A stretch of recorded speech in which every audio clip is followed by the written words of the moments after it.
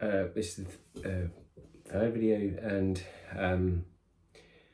God knows how lucid the first two were, but this is the third. I wanted to just share a little bit of just interesting interesting things in terms of research. This is quite more specific to brain tumours, you know, that I'm speaking about here, but there seems to be a lot of crossover with other types of different cancers in terms of research. Again, if you find yourself watching this, then you know, I'm sure you've done your own sort of research and found your own things and done your own things. So you know, I'm just sharing some things that I found or that have otherwise been sent to me. All of these things, by the way, I'm saying conscious of the idea of even just the placebo effect, that of, you know, if I think that it could move the needle even slightly, I'm willing to look at something, even if it means it helps the situation, even moves the needle ever so slightly, then it's worth looking at anything, even if it means just for a positive mindset. So a couple of them obviously are very controversial, so I'll open with the controversial ones. But you know, I read an article about the obviously the use of CBD oil, which is the non-psychoactive part of the cannabis plant. So straight away, much to the wild disappointment of my eldest child especially, but both of my children, when I said, "Oh look, I'm gonna do some vaping," and they were like, "Oh, Daddy, like, why would you do this? Like, isn't it terrible for you?" But I said, you know, it's this oil, this CBD oil, and you know, it can have some kind of positive impact. So I've done the opposite of like you know, getting rid of a habit. I've just actively tried to like start a habit, and I don't. So I went in and bought a vape in a shop. Spoke to a fellow in a shop who was very helpful, and explained to me how vapes work. I spoke to one of my brothers who explained how to vape something, but the research is that CBD oil and other parts of the cannabis plant, the THC part, which I'll talk about separately, has shown some sort of benefits in one way or another with all kinds of different cancers.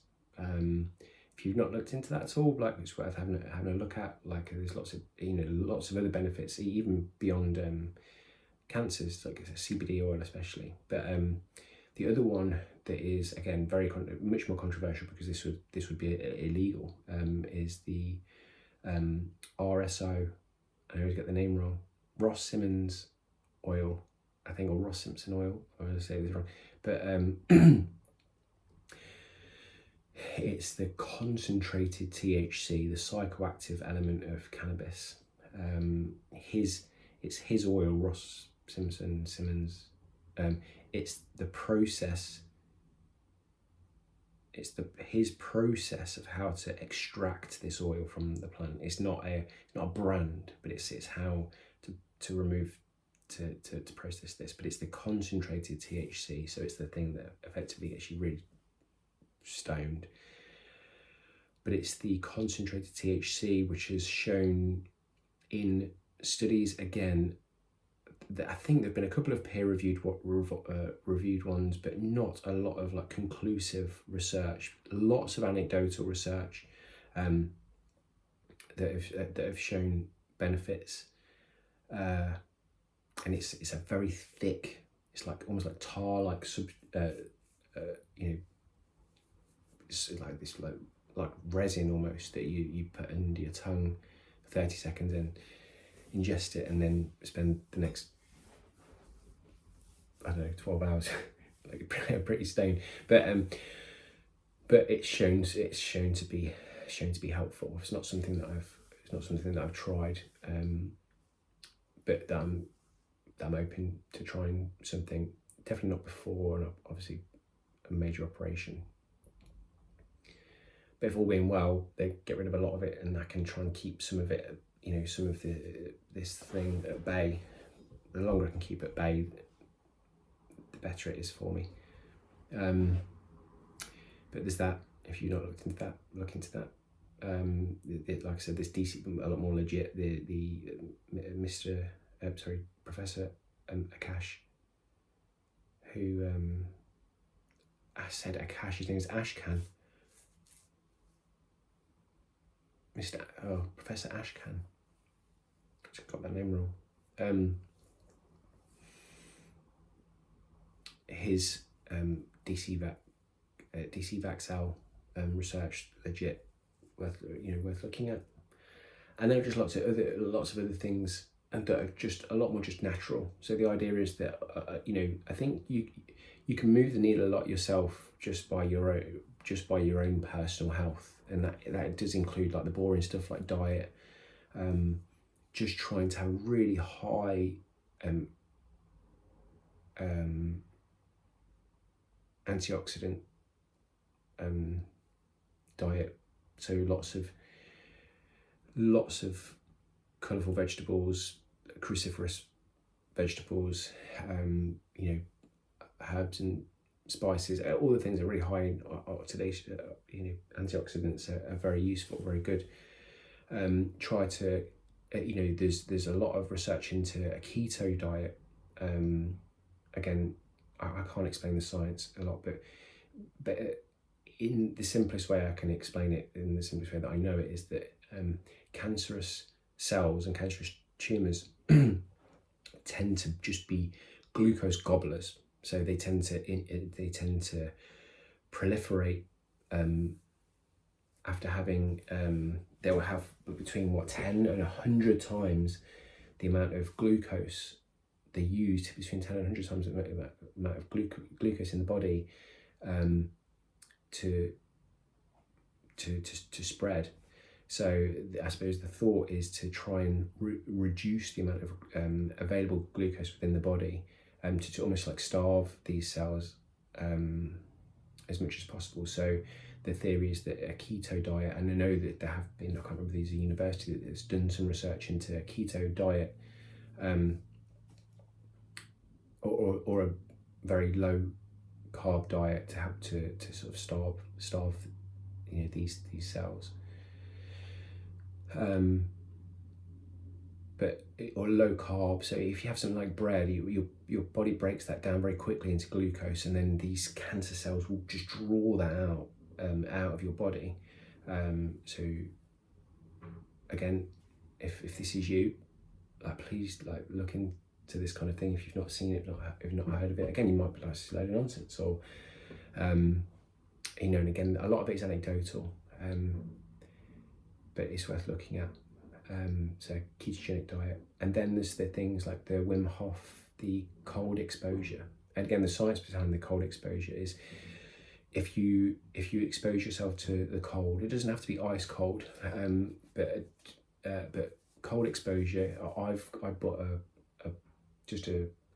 cheap cold water pool, just to sit in once a day. I'm not doing it every day, but I've done it most days for between 5 and 10 minutes, 5 or 15 minutes even. It's cold, but the whole idea is that by exposing yourself to this cold, the brown fat cells in your body. It's not the same as a regular fat that you carry on your body, but I think it's across your shoulder blades, and it's different parts of your body. But these brown cells, what they do is they're rich in your mitochondria that again suck out of your blood the glucose that's knocking back your body, and the better that brown fat that you've got, the more it draws the sugar out of your body, and then it helps to starve the cancerous cells. Again, does it work? I don't know. if you look online, there's anecdotal evidence for this. And again, if you think it works, then maybe it works. I know it's not a very scientific fact, by the way. And then again, amongst the Wim Hof thing was the breathing exercises. You can get 5 free on his app, but you can actually just go onto YouTube and just follow a breathing process thing. And again, this is more to help your immune system. So if you're going through chemotherapy, if you're going through radiotherapy, going through these things that are, quite a real tax on the body, this thing is shown to be very good for the immune system, to help boost the immune system. So along with a good diet and along with, these are the things, breathing exercises, they're free.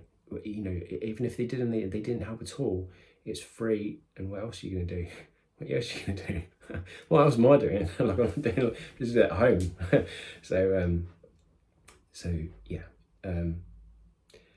I named a few different things there. Whether they're helpful to anybody, I'm not too sure. Again, if you're watching this, you're in a niche number of people, in a brand new group of people you don't expect to find yourself amongst, the same way that I do. But if any of that's useful, let me know. Anything else that you've seen that you think is helpful in any way at all, please feel free to contact me. I think, like I say, I think I'm allowed to put my email address below. I don't know. But yeah, please feel free to contact me. All right, thank you.